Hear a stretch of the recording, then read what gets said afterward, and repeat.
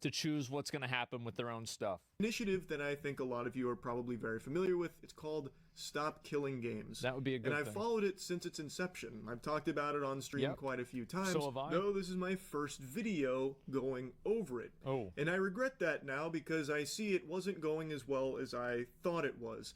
Admittedly, I didn't follow. I think it's gone very well. I'll be real, like almost 500,000 signatures is a tremendous success. But for those that don't know anything about Stop Killing Games, I'm going to let him explain it in his own words, so that way you can get an actual, correct, informed explanation of what the initiative is.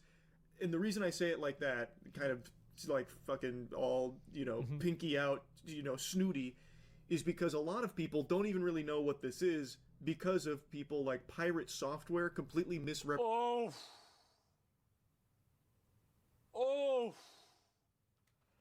Oh, jeez. They bringing them up. Representing what the initiative was. As a refresher, Stop Killing Games is a consumer movement to stop publishers from effectively destroying video games they have already sold to customers. Yeah. I'll pause right there. The simplest, bare bones, birthday suit, butt-ass naked explanation for what this is. Stop destroying things. The initiative for Stop Killing Games is to serve the purpose of stopping companies from killing games. Okay, I can see that. Yeah, that makes sense. That people have paid money to own. Yeah, okay. I think that is a very understandable, very reasonable take. Very agreeable. Now I want to quickly jump to a different spot in this video because I think it's important to have this in the beginning because it's something a lot of people have heard that comes from someone that is just wrong about it. It's the Pirate Software portion. Ross is addressing the video Pirate Software made many months ago. I remember watching this. Ross even says that he didn't plan on doing that because he didn't want to be seen as using this for drama farming because it would start to make the movement look less of like a legitimate initiative and more of just like drama slop content type thing. But he finally starts talking about Pirate Software here because it's at the end of the life cycle of this initiative and it's not looking promising, so he's willing to do anything to try and set the record straight and hopefully start getting more momentum back to the movement because the damage Pirate Software did to it through his video was substantial. And I remember this video was actually one of the first points where Pirate Software's audience... I have that. What the fuck? What the fuck? Bro, I have that same one.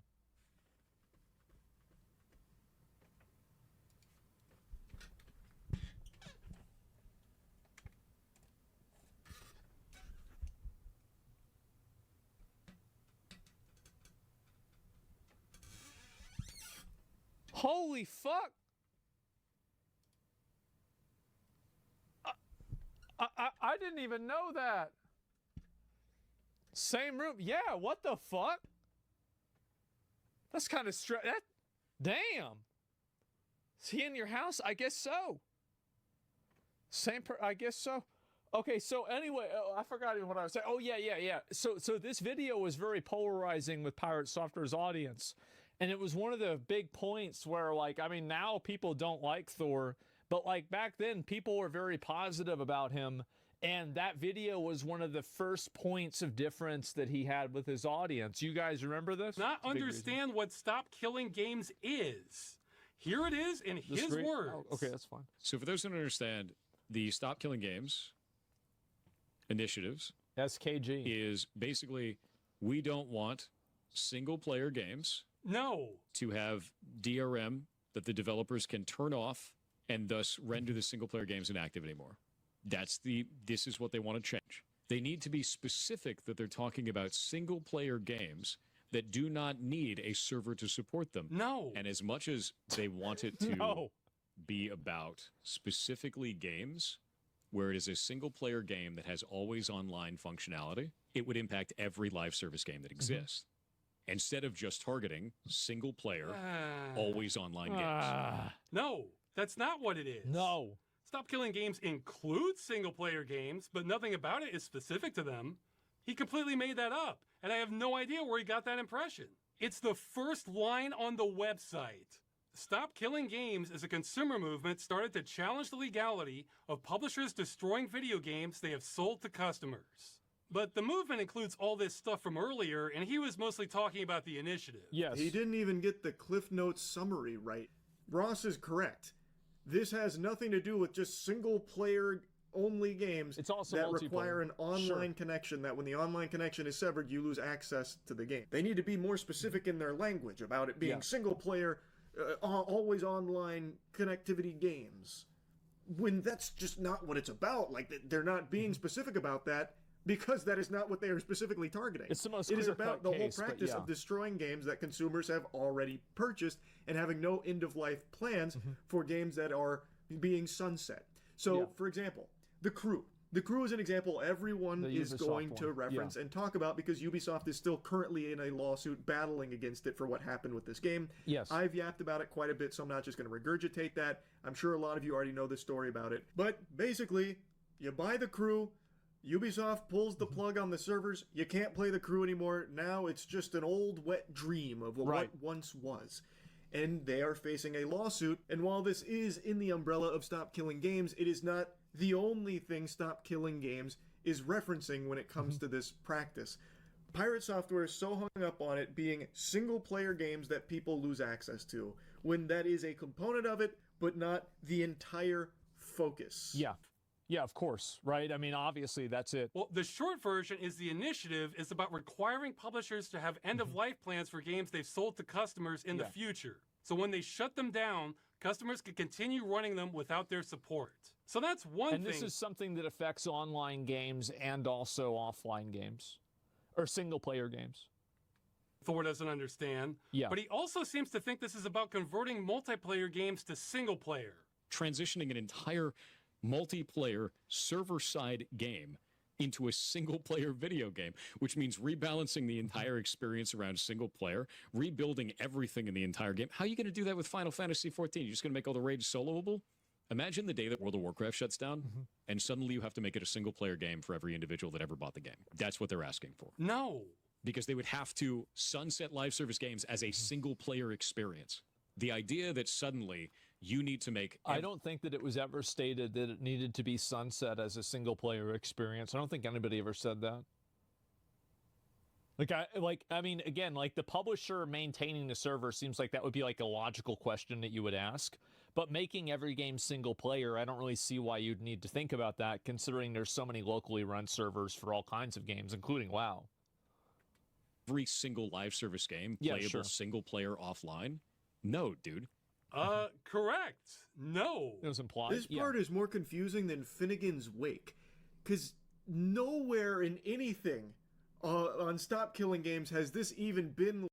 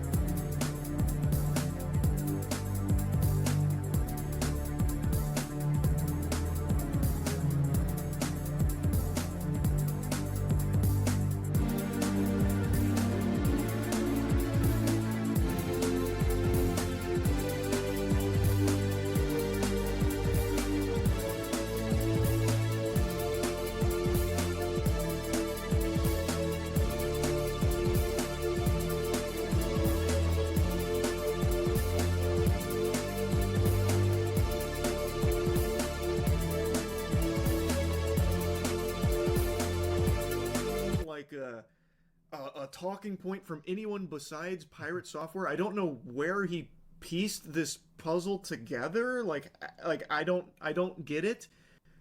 Like, if I'm gonna try and like really reach here and give like a charitable explanation for this take, maybe he's extrapolating based on the idea that if publishers have to have end-of-life plans for their games, that includes MMOs, where once the game is getting sunset, you're pulling the plug on it. Yeah, that's you would what then need to turn the game over to the community in a playable state, an accessible state, like give the code to them. Thus, it'd turn it into a single-player experience, so the onus would be on the developers to rebalance their game to be a single-player experience for them. I guess. I have no idea. That still just doesn't make it. I think also another reason why that discussion was happening is that a lot of the conversation around the stop killing games devolved into single player versus multiplayer and who can host servers and how. Like, it wasn't actually in the initiative, but after the initiative was presented, people were talking about those topics. Any sense, but maybe that's the tree he's barking up with that thought process. I really don't know, because Stop Killing Games at no point ever says any of these multiplayer games need to be converted to single player. Yeah, nobody said that. That really is outlandish. And the more I think about it, like, the more nonsensical it becomes, because even in Pirate Software's hypothetical fanfic there, why would the developers need to rebalance the game? They would just turn over the code to the community and just it'd be in that state. They're no longer responsible for balancing the game. That's the whole point. They're not indefinitely supporting it. They would just be responsible of leaving the game in an accessible state to the community while they would shut down the servers on their end. Like, they wouldn't need to go back through with a whole development team and, like, you know, tweak the game to be single-player compatible. It just doesn't make sense. Well, like, if the thing is, if you had a community server, then the community server could do that themselves. Like, you have all kinds of, like, WoW private servers that have solo raids and all kinds of weird bullshit in them now. So, really, it's not something that the developer would really need to do, because as long as people were able to host and run their own servers, this could be done by the community for the community. I really do not understand that one. But apparently a lot of people latched onto that talking point from Pirate Software as something that Stop Killing Games was asking for and how unreasonable it was. Which, if that's what Stop Killing Games was asking for, it would be unreasonable. Yeah. But that's not what it's asking for. Nowhere in there does it say that it's directly targeting always online single-player games. Oh, he's so close. He's so close to getting it. It is vague, and because of that, it will impact. Uh-oh. He never has that light bulb moment. Well, he is correct in that statement. It's almost as if that's not what the initiative is asking for. I know this part is and this is again, this was an outcome of the dialogue around it whenever it came out. Because, like, whenever this video came out, I watched the same video myself, and a lot of people were drawing a distinction between how would this apply to single-player games versus multiplayer games. I think that's probably why he was talking about it, but, like, Ross is right that it applies to all games. And it was a dichotomy that was never actually, it was created by the community and not by the actual initiative, if that makes sense. So there was a community conversation about that difference, but the initiative never stated or explained the difference themselves. I'm going to watch 5 minutes of this. And just reinforcing that he doesn't know what the Stop Killing Games movement is about. But I have to just show you this because it is so fascinating, because he himself literally calls out that Stop Killing Games at no point explicitly mentions single-player always-online games or anything like that. And for some reason, instead of following the breadcrumbs that would naturally lead him to the conclusion of, oh, maybe I misunderstood. Maybe, because it's absent here, that's not... Can I get a ha-ha? Can I... This is the one piece that I have this morning. You can't even have this. She wanted a quiet duet. He gave her a comedy routine instead. Classic showbiz negotiations. Watch when I leave. I gotta go. I gotta go. Go home. I gotta go. You have to go home. Go home. When the bed's too cozy to leave, you simply plead your case in fluent meow. Izzy, are you stuck? Are you stuck?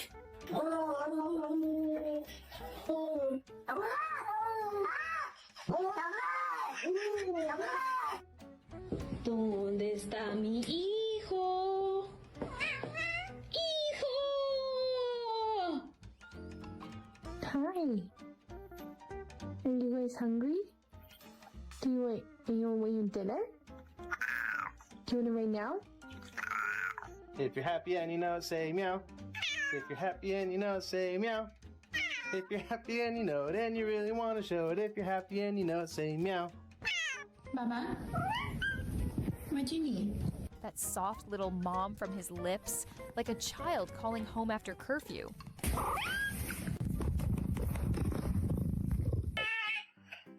What? Is your food bowl empty? Stop. Sure. He wasn't just talking, he was delivering a TED Talk on the importance of tuna. Whiskey? No. Not your pizza. No. Up.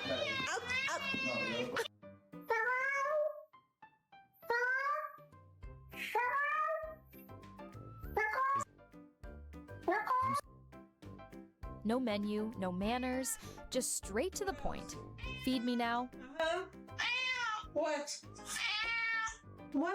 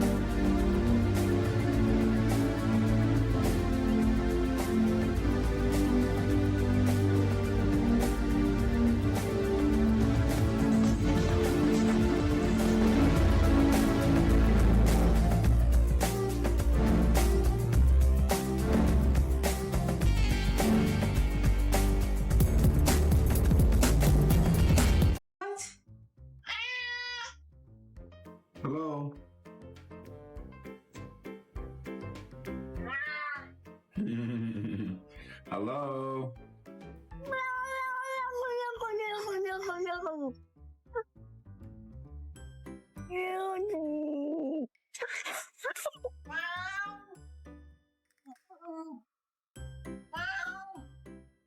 anneciğim. Annem. One hand pets, the other converses. It's how lifelong friendships are kept warm. Aşkım. What are you doing? Should you be up there? Do you know how to get down?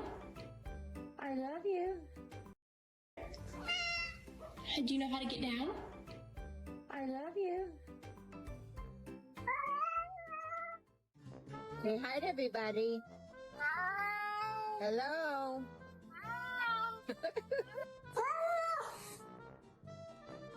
Evenings aren't complete until he walks in and reminds you, dinner isn't optional.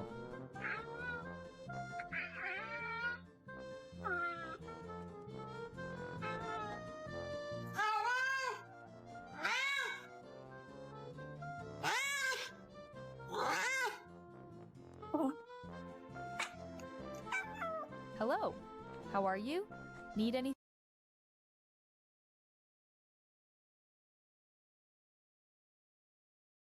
This is supposed to remind cats of how they were worshipped in ancient Egypt.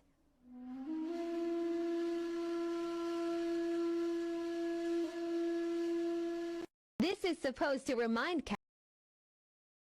This is supposed to remind cats of how they were worshipped in ancient Egypt.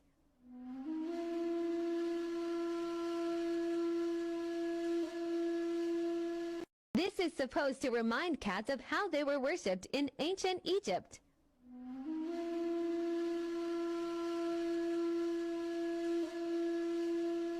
This is supposed to remind cats of how they were worshipped in ancient Egypt.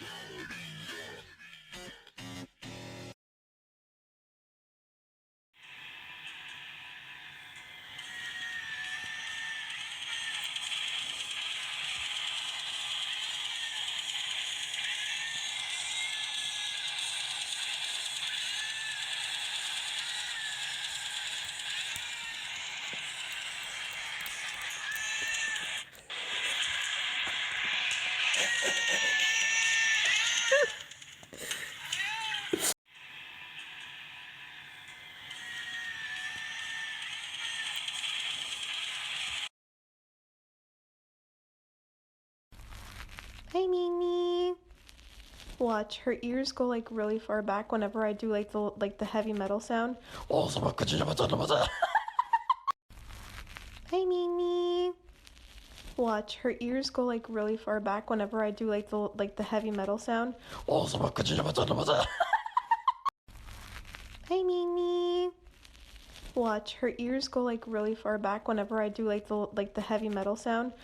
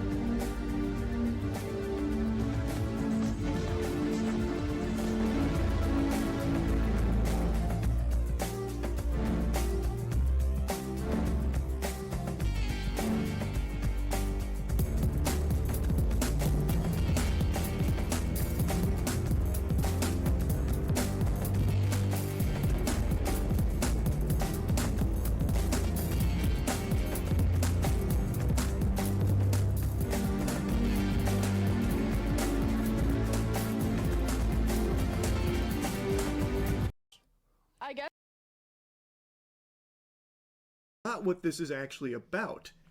Instead, he uses it as a criticism against the Stop Killing Games initiative entirely, saying it's just too vague, it's way too vague. The reason it is not explicitly stated there is because that is not what the whole initiative is about. It is not specific. Well, it's also because an initiative like that doesn't, that is legally defined by a governing body. Like, basically, we're not, this initiative is not legal text. The initiative is something that we are effectively trying to communicate to developers, to the government, in order for them to translate this initiative into legal text. And so it's really not about the specific wording, it's about what the essence of the wording is and what the goal is what the goal they're trying to achieve is. Like, very clearly, this wasn't written by a lawyer, and it would be debated between probably dozens of lawyers whenever it would be discussed. It's not a law. Yeah, exactly. Like, the reason why it's not hyper-precise is because it's not a law.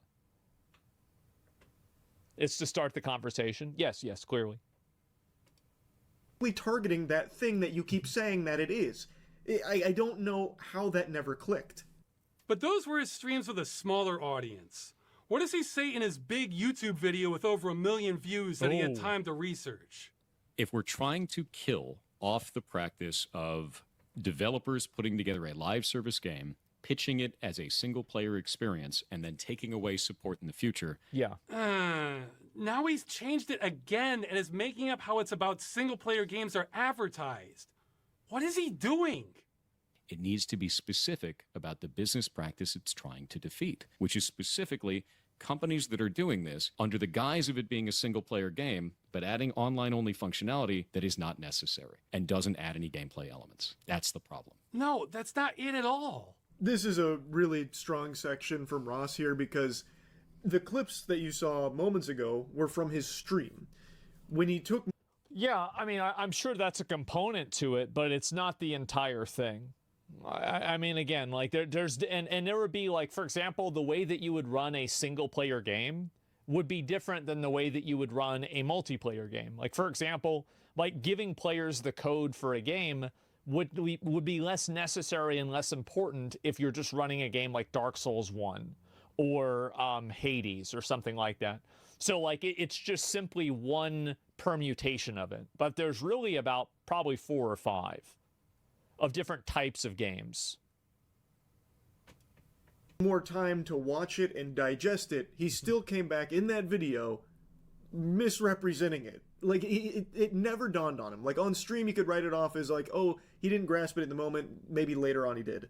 Well, then he made the video where he still was talking about things that are just not what Stop Killing Games was about, and this was the one that really blew up and really started to kind of dismantle the Stop Killing Games momentum.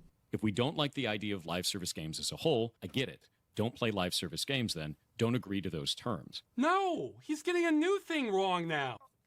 I think that the idea of not agreeing to certain terms is, I don't like that mindset. And the reason why I don't like the mindset is because you could make that argumentation to justify any type of consumer unfriendly practice that's ever existed. The fact is that certain things consumers should not be able to consent to because they're just simply not in the consumer's best interest. And that's why you need government and you need to have regulations. And I know some people act like regulation is some kind of evil fucking, evil spirit word. But the reality is that the computer you're using, the monitor that you're looking at, the phone that you're on, everything that you're using is a product of infinitely many Russian nesting dolls of regulations between distribution, merchandising, electricity, wattage, functionality, like everything. So everything like this is regulated. So the entire concept about this is about, regulation being bad, completely untrue. People, again, it's like a fish complaining about water.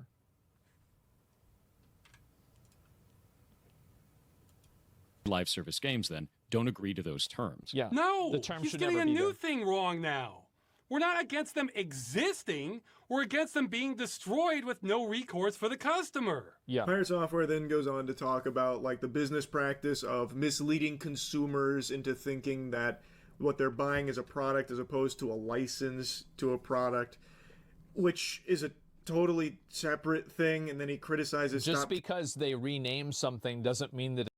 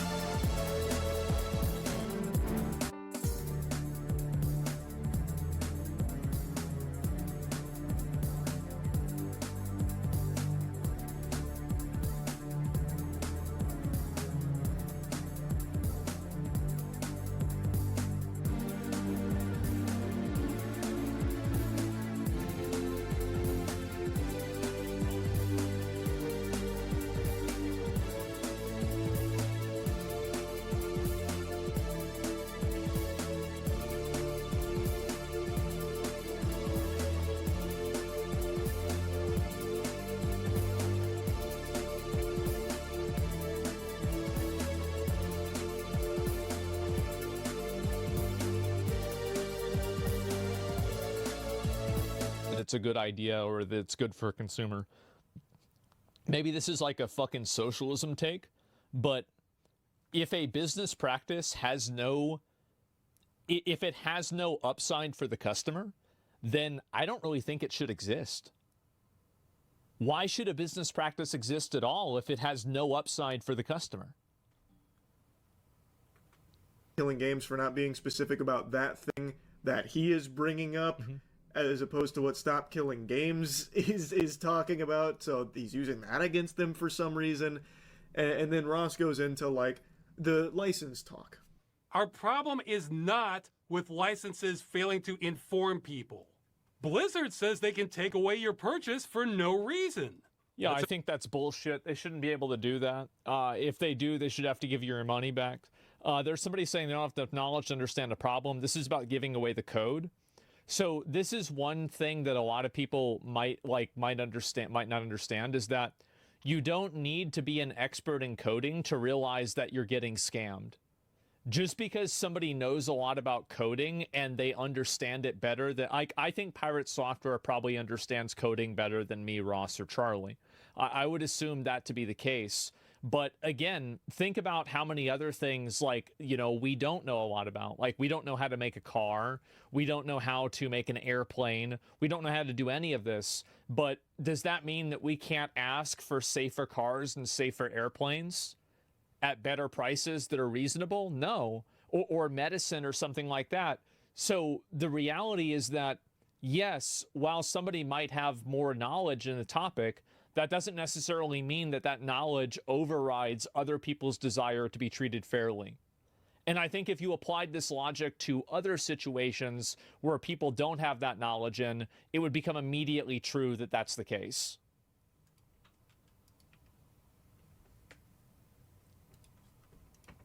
Sounds pretty clear to me. Our problem is those terms are so hostile to consumers and the medium that they should be... And that's the thing, is that just because you put something in your terms of service, the terms of service does not override the law. Taken off the table entirely. Yeah, it's not like you can just that cancels it out. Forget video games. That's not how it works. If you look at basic commerce for hundreds of years, when you paid money, you either got to keep what you paid for, or if it was a service, you were told when your access ends. Yes. The vast majority of online-only games do neither of those. He's exactly right. That is a huge problem. Now, Pirate Software is correct here about these companies that will mislead consumers. I don't think that Ross's solution to that would be sufficient, because the developer could say that the game will be live for at least 1 year, and then that could give them an out later on, and it would create the same problem. You'd need to have more inclusive language to avoid situations like that, where companies create dishonest timeframes in order to avoid this responsibility. And this is, again, this is something that the lawyers would figure out. But again, this is something that you derive from an initiative. A specific end date? Yeah. Through this fraudulent advertising on what you're actually buying, because in a lot of cases, just require private service support. Support? Any of the shit that you are buying. It is pretty much a rental. You get a permission slip to access the content. That is an issue, and not making it abundantly clear to consumers. I think that entire practice is something that should be reevaluated. A license is a construct. This is a legal construct that's created by people. This is different than ownership. Like, owning something is having it in your hand. A license is something that is theoretical. It doesn't exist in any sort of physical sense.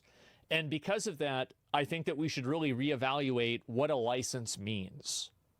Why is it okay that we've turned every single product into a license that can be revoked, removed, or taken away from you with really no recourse to the customer? Like, that seems like a very imbalanced relationship in my mind. What about a driver's license? A driver's license affects other people's lives. There's a higher standard of conduct that you would require that from. And also, that's with the government. And the government can't just take your driver's license away for no reason, as far as I know. Like, you have to violate certain laws. It's not the same thing.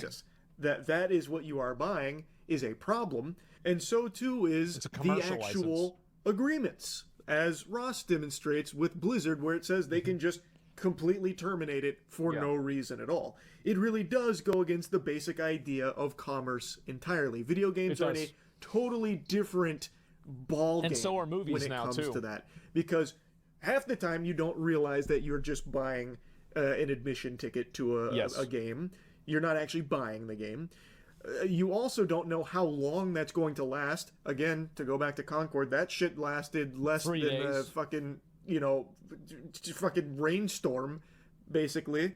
Like, there is just so many problems. So I don't know why Pirate Software would be so harsh on Stop Killing Games for not addressing specific things that he himself is bringing up. I think the reason why Thor was so hostile towards it is because he thought that it was unfair towards developers, and Thor is a developer, and so he's taking that perspective. Like, I don't think he looked at it from the perspective of a consumer.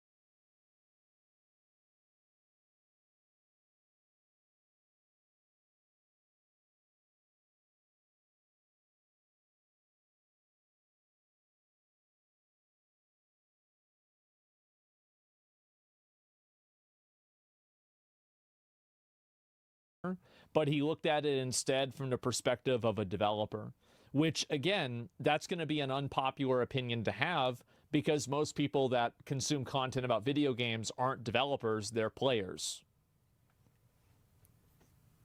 The quote developer? Well, I mean, he's still assuming that perspective, right? I mean, like that. I mean, we all know that. I try to be fair, guys. I do. I try to be fair. Compute. It really is a video that did significant damage to an actually positive initiative that aimed to help consumers in the video game space. All based on his complete misrepresentation of it, which was a complete mess. People said his perspective was wrong, even if it's from the developer. I didn't say that it was right. The majority of what he said I disagreed with even back then. You can go back and watch the video. And so this is something that I've been completely consistent with the entire time. Also, like, again, I think if a product doesn't exist in a way that's beneficial for the customer, then it shouldn't exist. Like, there are a lot of parasitic types of like contracts. Like, for example, like credit cards are a great example of this. Like, is it in the best interest of the public that the government will legally force you to pay MasterCard or Visa 30% interest? Because, again, you've got to keep in mind that all of these companies and all of these rules can only really be enforced by the government. Like, the government are the ones that really make this decision, not the company. The company says this is against our terms of service, but if the government says we're just not going to enforce that, then it effectively doesn't matter. You see what I'm saying? So the issue really is about the government enforcing it. It's kind of like when Nintendo sends somebody a DMCA, the DMCA doesn't come through Nintendo, it comes through the government or the patent office or copyright office of the government. So the government are really the ones that make these decisions, or choose not to make these decisions. The companies are simply asking them to make the decisions. Try to tell me that every studio needs to run their live service game indefinitely or not want to run one at all, then no one's going to run them. Oh, no! Yeah. He wheeled out that line about publishers having to support the game forever. He was literally watching the a lot of people talked about that when it came out. Video earlier where it says it won't do that in big letters. That wasn't enough. We just can't stop gamers from going there, even when we spell it out. That's the last clip I want to show from this section on the pirate software video. It is very simply asking that when the game has reached the end of its life cycle, the publishers, developers don't want to work on it any longer. The vagueness is key for the initiative. Turn it over to the community to still be in a playable, accessible state so the product can still exist.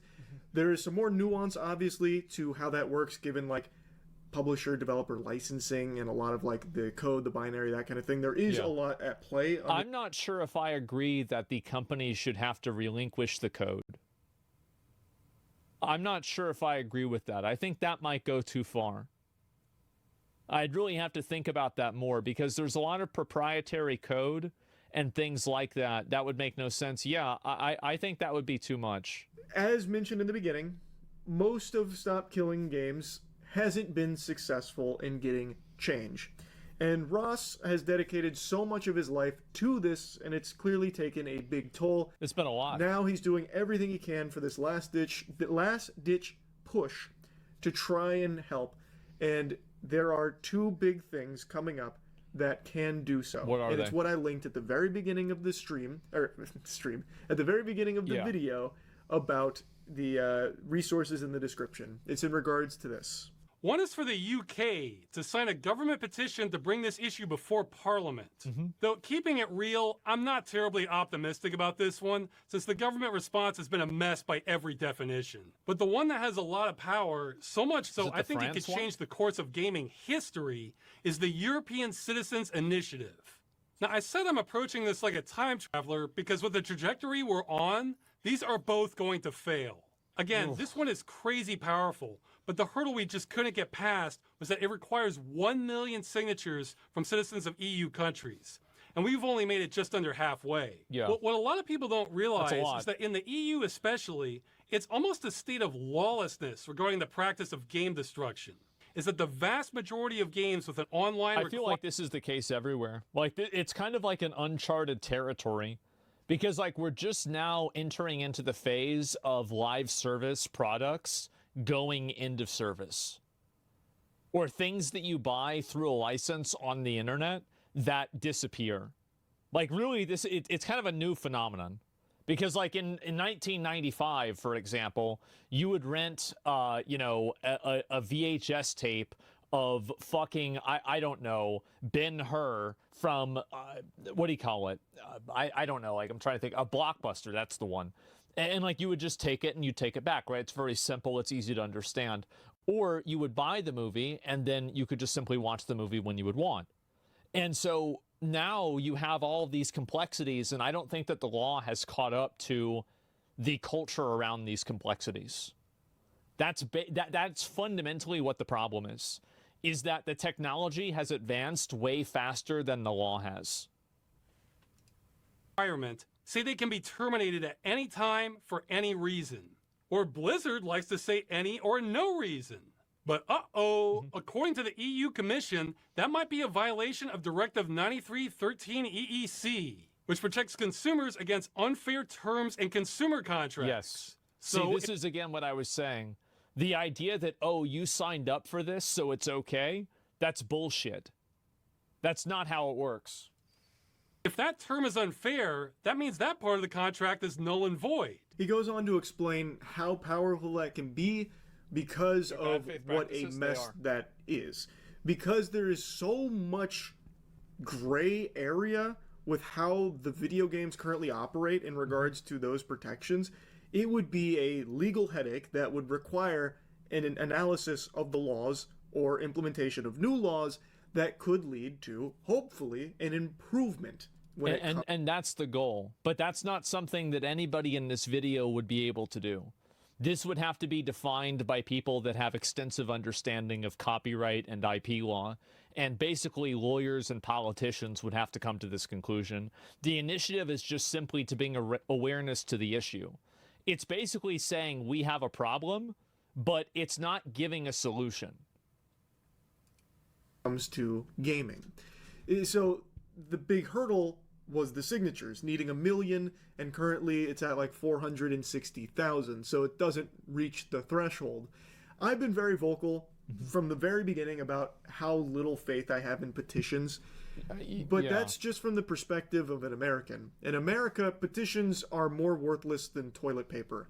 You're better off just writing what you want on a note to Santa Claus and shipping it to the North Pole than you are doing anything with a petition in this country. Is there tariffs there? I don't know how different it is in the EU. Maybe it really is this powerful there that could lead to I think it's very obvious that the European Union is more progressive about creating digital consumer protections. And I think that they are about probably 10 years ahead of the United States. And that's a good thing. So if it's going to happen anywhere, it will happen in the EU.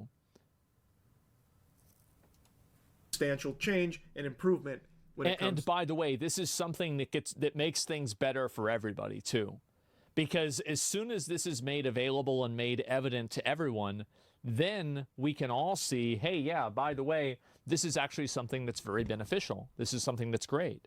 And it also, the companies, if enough countries have laws against these types of practices, then those types of practices become non-commercially viable.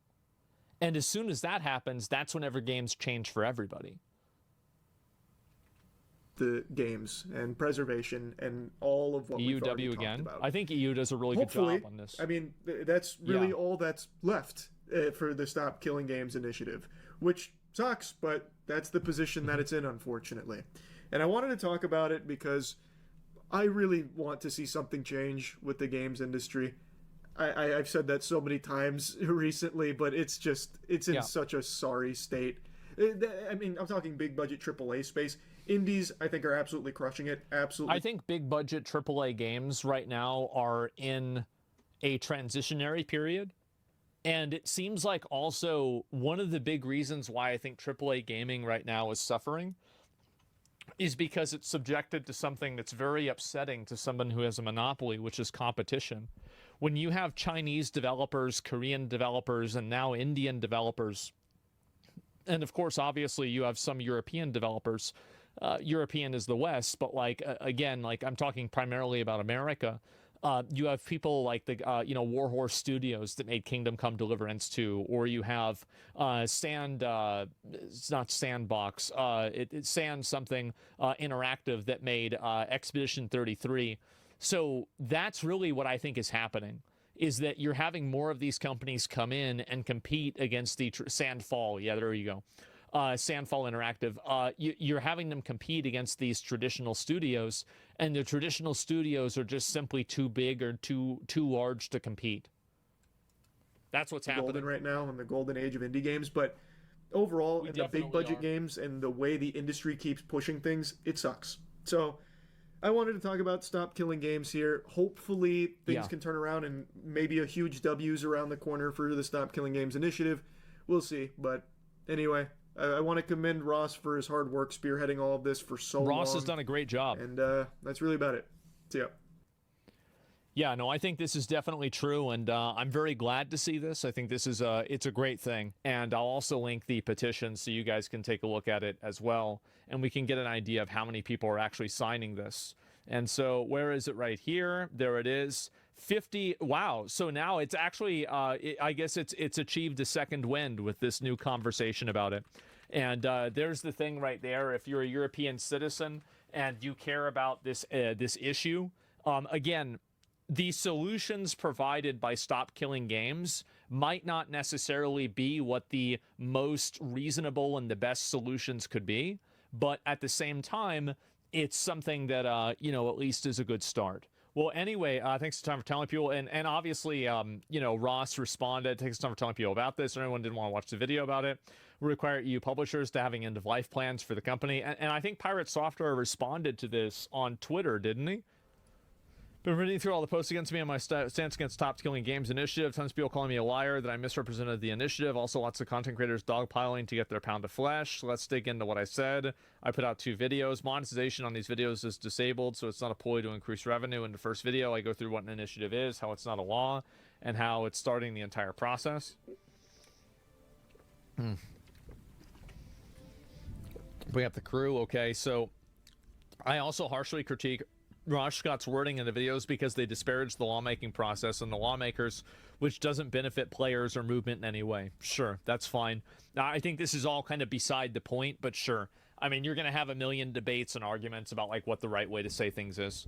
I can see why Pirate Software said this. Other people could see it as tone policing. It's really not relevant. And so let's just move past this. Talk about potential scenarios where a studio could be abused if it was implemented as written. Yeah, sure, right? And that's, and again, right, it's not a law, like you said earlier, so that's the case. To recap, my main issue with this initiative is that it's broad in its approach to change the industry, and the exact language of the initiative, not the FAQ, requests that all games stay in a functional, playable state. This is not feasible for all games at a technical level and could potentially restrict developers from making online-only games like MMOs. Well, I don't know if it would restrict them, right? I mean, I don't know how it would really restrict them. As long as they had an end-of-life plan that people could just run their own server of the game, then I don't really see the problem with that.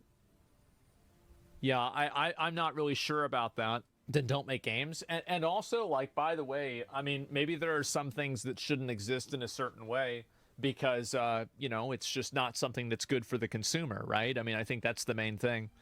And let's go back over here. Thor ignores private servers, the irony. Well, private servers, and here's the thing with private servers, is that how do you handle, like, in my opinion, this is the way that I see things, okay? And I'm talking about this ideologically, is that when when you make a game and you cease to provide service for that game is now effectively abandonware. There's no way that a consumer can produce or play this game themselves. And I think in the case of abandonware, I think it's totally morally and ethically justified to recreate abandonware on your own. Because again, you're not taking money away from the publisher or the developer. The IP still applies. I don't care about that. I'm talking about the way I think it should be. Like, I think IP law in the US is overly restrictive. I think it's way too restrictive. So I'm talking about the way that I think that it should be. I don't care how it is. I'm thinking about what is ethical in my view. I think that if you sell somebody something and you are selling this as like a product, and then the product ceases to function, the person should either receive their money back or they should have a tool to continue gaining the value out of that product. I think that's just fair. That's it. And like, again, like you don't need to, like, it's not about the law. It's not about copyright. It's not about anything else. It's just simply about very, very simple ethics and what is fair. And that's the way I see it. That's what I think is fair. And obviously, I think that really kind of depends on, like, you know, who you ask or whatever. But that's generally what my viewpoint on it is. That's called a guarantee policy. Yeah, exactly. Copyright's long and you should lose copyright if you don't provide the service anymore. It's ethical. Yeah, I think so too. And you could even have, like, I would be willing to compromise with a grace period. I would be willing to compromise with them, you know, ensuring that the service will be back up within a period of time if they're making a remaster of it or something like that. Like, there are, and again, this is something that they have to figure out legally because this is very complicated and very prickly legally. Of course it is. But I think that at its core essence, this is something that I support. For this, the games they're publishing are all playable offline anyway because they're gameplay loops and are only based on the interplay interaction. Oh, this is about Thor and what he's doing. He's working. I didn't like Blizzard. I was working at Blizzard. Okay. I've been working with a discourse about it on stream. I never took my videos down, and I have not discussed the initiative in the 10 months it's been since they released the videos. So yeah, for those who scream he's doubling down, yes, I damn well am. I don't give a shit about this initiative and what it means for games developers and players in the future. To finish out, I do give a shit. I misread, excuse me. Just because I don't support this doesn't mean you should blindly follow me and the pretty words on the internet. Yeah, just look it up and figure it out for yourself. And so requires publishers to sell or license video games, customers, European Union, to leave said video games in a functional state, a playable state. Yeah, I mean, there's obviously a lot of extrapolation that's going to go into this, and a lot of assumptions that need to go into this. Either turn the IP over, customers shouldn't be able to make, sells the product. Like this is, like I would say this for sure, not for sure, but I'm pretty confident about it. I think that if you're selling a game, and you stop providing that game, and then somebody recreates that game not from your code, but they just reverse engineer it and they recreate it on their own, I don't really see that as a problem. Now, but there's a lot of complexities to this. Like, for example, like let's say it's Super Mario, okay? Like there's a Super Mario game. It's not, well, like let's say it is. It's still IP theft, right? And so if you have a game and it's using certain IP, and then that IP is still held by the developer because of different games that they have that they're currently doing, that makes things, like, do you see how this makes things complicated? This does, it does very much make things complicated. And this is why you need a bunch of lawyers and people to like really figure out like what the right option for this is. And in my opinion, I think the first step is doing this for single player games, right? And I know people are like, oh, that's what Thor said. That's not what it's about. I understand that. But I think that the first, cleanest, easiest, basically bottom of the totem pole, easiest solution is games that can be playable offline should be made to be playable offline. Like MMOs, that's like the last boss. Let's worry about the trash mobs first. That's what makes sense to me. That's the first hurdle. Yeah, exactly. That's why you need to be specific. Well, the problem is that an initiative like this is not about being specific. It's about identifying a problem, and then it's presented to lawmakers, and then lawmakers are specific in how they address the problem. It's not up to the initiative to be hyper-specific and use legal terms in order to explain this. Basically, they're not responsible for when solving the problem, but they are responsible for identifying it. And that's basically it. Stuck to Charlie and Joseph Hayes. You're mad at me for being a dick to Ross. I'm sorry for that. Developer side has been constant battle with people online for a decade. Online only. Movements like this showcase how little the general public understands about game development, modern gaming architecture, and online games as a whole. Functional, playable state. Sunsetting has already met with responses, diminishing the effort needed to do that. It's not a simple hurdle to overcome, which is why I don't like the initiative. Yeah, it's complicated. I mean, and this is the thing, is that it's very obvious that this is a problem that video games have right now. And I think that this problem isn't really exclusive to video games. I think that it's true with all types of digital media. And right now we're in a very weird transitionary period where the world at large doesn't know what owning digital media, what the world doesn't know what digital ownership means yet. People think that they have the solution with blockchain. Other people think that they have the solution with just regular licenses, and other people think that they have the solution with physical media. But right now, the idea of what is ownership in the digital age is up for debate. And nobody has a definitive answer for this. Now, this is a problem that I think everybody agrees with, but that's it. You have to admit Pirate was misrepresenting. He was. Undoubtedly, he was misrepresenting it. Pirate attacked the guy's initiative based on points Ross never made, then doubled down on it. That's the issue. Yeah, I think it's fair to criticize that. I mean, sure. Yeah, and I support the initiative. So, I mean, obviously, there's disagreements and differences, but obviously, those differences and those disagreements are stated, right? So it's like, That's, yeah, for sure, definitely. I'm more personally concerned about user authentication. There has to be a source of truth for who owns the account. Do they continue to host the user database in the authentication server, or should everybody lose their data? It's not impossible. It's just not super simple. I think that the solution to that would probably be that at the end of service, the data would be transferred to a local account, and then it could be uploaded to a community server. So basically, at end of service, all of that user data is then communicated to the player. Like that in my mind, like, so how would you solve that problem? That would be my first draft of how to do it.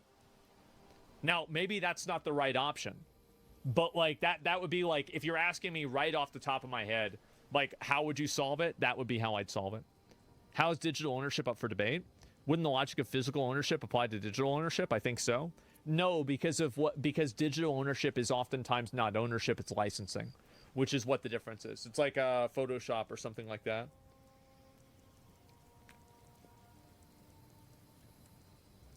That's right, James. Actually, how's your dad doing? I'm actually going to go check in just a little bit, actually. Yesterday, I called earlier today, and, you know, they said there was, you know, quote, minimal improvement with his lung, and so that's, hey, I mean, that's better than nothing, right? And so I'll probably go up there actually pretty soon here and go do that. I mean, obviously, like, it's been kind of pretty... it's been really stressful, but yeah, that's where things stand right now. And so they told him that they thought that he might be there for 5 days. I mean, in my opinion, as long as there's a number of days that he's there, I'm happy. Like, not that you know, assuming he doesn't die there, right? I mean, I'm just gonna say it. Like, that's what I'm worried about, because that's what happened to my mom. So that's what's in the back of my mind. That's what's stressing me out a lot. And so hopefully that's not what happens. I think the chances of that happening are low. They definitely exist, but they are low. Has he been checked for COPD? He does have COPD. He does. And he's 78. He's not 108, right? Like, he's not super young, and he is old, but he's not 100 years old. And so, you know, hopefully they'll be able to do whatever they can. I know you're not religious, bro, but I'm praying for your dad. I appreciate all of it, right? I mean, like, the way I look at it is I pray for my mom all the time, and I'm not religious. But I say, hey, bro, if there's a 1% chance, I've got how many 1% mounts? So, yeah, no, I do the same thing. I mean, you got to do something, right? I mean, how else do you do? Like, what do? You leaving early today? Yeah, I'll be leaving early today and probably also tomorrow, and I don't know how long this is going to take, but, you know, like, he doesn't have a lot of other family here, and so... you know, it's like I've got to go over there and you know, help him and everything, and that's just what it has to be. It's got to be me. And so that's all there is to it. And so I'm going to keep trying to do my best and be online every day. And that's really what the plan is. So thank you guys all very much for watching. I really appreciate it. We had a great day today. I guess I can chill out for like 10 more minutes or so, and then I'll head out. Fuck. Please check for endocarditis. My mom died as a complication treating pneumonia. Endocatharsis? Yeah. I'll have to look and see that. Are you opposed to therapy to talk through some of this stuff? I mean, I don't think that this is a really... I don't think this is really a therapy situation. It's just simply a really stressful, hard situation. I mean, like, having, like, one parent in the hospital... that's really stressful. It is, especially whenever you don't have like a large family around to support. Like, I have family members, I do, but like they're all in Florida and other places in the country. It's just a shitty situation, really. That's it.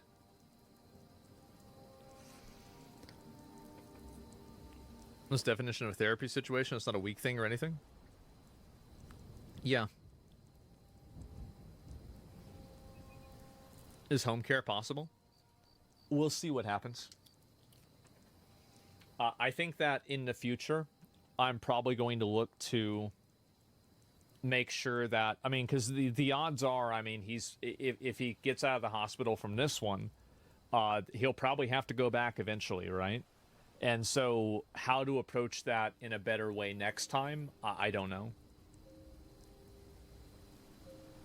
Yeah, so one day at a time. Yeah, I'll have to figure it out. So, yeah, that's is your dad's spirit high? Whenever I first came over yesterday, like not really. But then, you know, I think things kind of improved as I was there for a while and everything. But it's you know, it's a lot of pressure on me, and you know, I didn't even get home yesterday until 2 a.m. So I'm, you know, I'm really kind of spread pretty thin right now. But that's just the way it is. And still try and go live and do everything that I can. So thank you guys all very much for watching. I really appreciate it, and I will be back on tomorrow. All right, boys. Peace. See ya.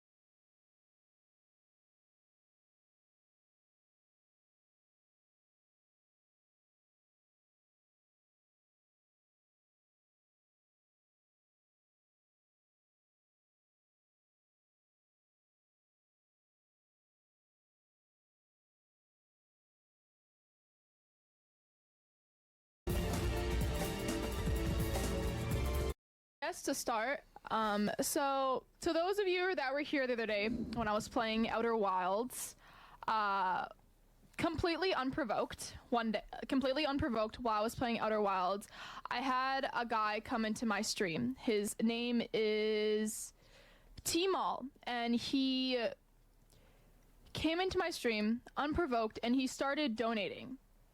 And I'm gonna turn off the music. So he started donating, and the donations... I can see why she's being harassed. Yeah, this is awful. Why would he do that to her? ...were anything less than kind. Oh. He originally started blocking my stream, and then I had a chatter stand up for me. So I'm gonna go in order. So it... oh, I think these are the same... Okay, so here's the first one. So he comes into my stream initially, and he goes, "Hey, is this really your first time?" Obviously, I respond with, "Yeah, no, this is my first time, because I'm playing a new game I've never played before." And then he says, "Damn, okay, well, hopefully it's your last time too. I found you, and I deeply regret it." And then after that, I got a raid from Wrath. Wrath raided me with 164 viewers, right as this was going on. Okay. So Wrath raids me, and then, oh my god. Wrath raids me, and then he says, "Welcome people who just got raided. The stream's kinda whack, not going to lie. Best to get going." And then, after he said that, Kui stood up for me. Kui practically said, I don't exactly remember what you said, Kui. I can actually find your chat logs really fast. I'm gonna just stop it right here and say this. You're making such a huge mistake, like letting people donate and say this shit to you. Like the moment somebody says something weird, you just instantly block them and stop responding. Like she should have done that right away. Like the moment like he went and said like stream's kind of whack, like who the fuck goes in and says that? Kui said, "Ban that guy. Ban him a little as a treat. I went out of his way to delay text-to-speech so mods can check them for spoilers." Oh, yeah. Brian is crying. Then Brian, go get some more allowance from your mommy. I think, Kui, you went a little overboard, and that might have made him a little more mad. And then, so Brian said, "Kui Quake Theater, she ain't gonna get with you, little man." And then you continued, Kui. and then he said, "Wait, stop. I ain't finished, Kui. Kui is astronomically..." She needs to be splitting these donations with Kui, bro. Like, this girl's farming her donations. "Down bad. Bro is hopping on you any chance he gets just to get shut down. Little man wouldn't last a second in my hood. Where you at?" Keep in mind that Brian is a rich white boy with a daughter. How do you know He that? is not in the hood. He's just trying to act cool. Right. So then after that, he says, "Spudsy," he gives me $20, and he says, "Spudsy, I want you to give this money to Kui Quake Theater. They can use it on an escort. Sure, he had to pay to get laid, but at least he'll be getting some sort of action. Okay, I'm actually intrigued. I'm now this is way better than what I had expected. This is so stupid it demands my full attention. I want to say this. Number one, what a fucking mistake not blocking this donator. Should have instantly blocked this donator. I think that, you know, she's a small streamer. She might be new to streaming. She doesn't understand the dynamic. Maybe she needs the money, so she feels like she has to do it. Please never sacrifice your mental health for $4.20. Maybe for the $50 though is, you know, maybe you can take one for that. But $4, nope. Because you take the PayPal transaction out of that, you're really only getting like $3.50, okay? And then at this point in the game, I die. I fall into a black hole, and he says, "Does Smothy just fall into a black hole?" Yes, but don't let that distract you from the fact that Quake Theater has never felt the touch of a woman. And then Denix said, maybe... And you know, like, this guy gets off on the idea that he's co-opting the stream and donating money to elevate his message to try to get one over on another person who's disagreeing with him on chat. Like, this is down bad behavior on a level, like, his heart rate right now, whenever he's doing this, is probably at least 130. Blood pressure, we're talking like 150, 160, like, it's going up. With Queef, his face right? might be getting red. No, it wasn't, because this guy's completely... Brian's completely rando. So then Brian donates again, and he says, "I noticed that Denix just said, Quee, maybe it's a friend that's with you?" And Denix, you could be wrong, because he would have to have friends for that to be true, and Quee does not have any friends. Then Brian donated. He gave me the address to the T-Mobile Arena in Las Vegas, and he said, "Hey Spudsy, this is all for a video." This is all for a video. Wait, what? That address was a T-Mobile Arena in Las Vegas because, haha! Quee was a great sport about it, and so were you. I will be leaving now. Have a fantastic stream. I was not. You just got punked! A good sport about it. He essentially took my stream hostage for 20 minutes. He came into my stream... To be fair, you should have fucking banned him. Like, he's a stupid fucking piece of shit, and we're going to spend the rest of the video talking about how much of a piece of shit he is, but you fucked up. You should have banned him. You should have banned him. You let him stay there. You let him make that your part of the content. You could have banned him. You could have blocked him. You could have done anything. You didn't do it. It's your stream. It's your responsibility. Nobody can take your stream hostage because you own it. He doesn't. Completely unprovoked, harassed me, and then he went after one of my viewers. And then when he said that he was going to make this into a video, I explicitly said, "You do not have my consent." I said, "You are not allowed to put me in a video or I'm going to copyright strike you." Does she have the clip of that? Are we going to see the clip of that? It scares me that I literally told him that he does not have my consent. Like, does he not understand what no means? Like, the kind of people that do stuff like this think that no probably means ask me harder. Yeah. No normal, well-adjusted person would do this in the first place. It scares me. And, okay, I'm going to play the video now. Okay. I'm going to play the supercut of the donations. A raging cum. Brian tipped $4.20. Damn okay, well hopefully it's your last time too. She's just like, what? What? Okay. What? Yeah, exactly. Species ever even existed. How could I not want to see what this... Brian tipped $4.20. I found you, and I deeply regret it.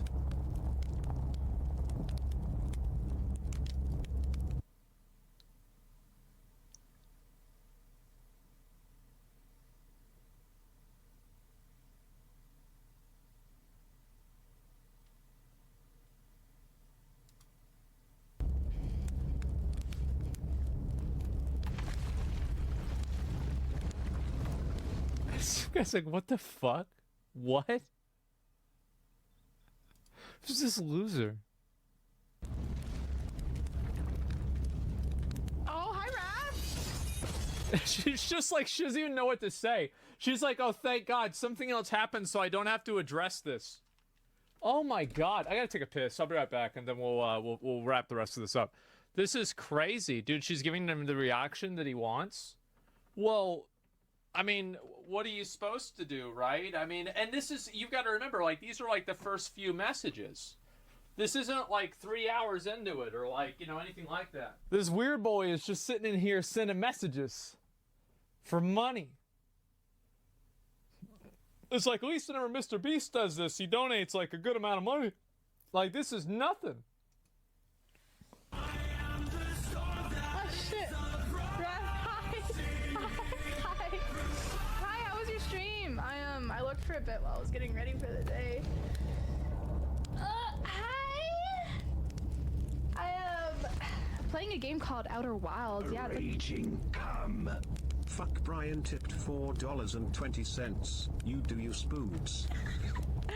So this guy named Brian just tipped me. Confirm that that's okay. So there was this guy named Brian that just tipped me. It is us. Great. And these are Raging come. Brian tipped $4.20. Welcome people who just got raided. This stream kinda whack, not gonna lie. Best to get going. Right! My history. That's why I'm here. Raging come. Brian tipped $4.20. This is so weird. Who does this?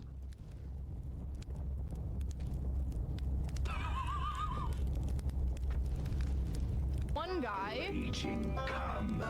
Brian tipped $4.20. Wait. And she's just like in shock. Like, she's like, is this real? Is this idiot really doing this? Stop. I ain't is astronomically down bad. Bro is hoping on you any chance he gets just to get shut down. Lil man wouldn't last a second in my hood. Where you at? Aha lil man STFU. So, it's around this point that I started DMing Zeems, and I was like, is there any way to turn off, can I like filter out someone from donating? So oh, she didn't even fucking know. Yeah, you can. It's super easy. Going forward, I turned off the text to speech. I think I turned off, I can't remember off the top of my head, but yeah. What the fuck? What's in the block? Come. Brian tipped $20. Spudsy, I want you to give this money to Queequeg Theatre. They can use it on an escort. Sure, he had to pay to get laid, but at least he'll be getting some sort of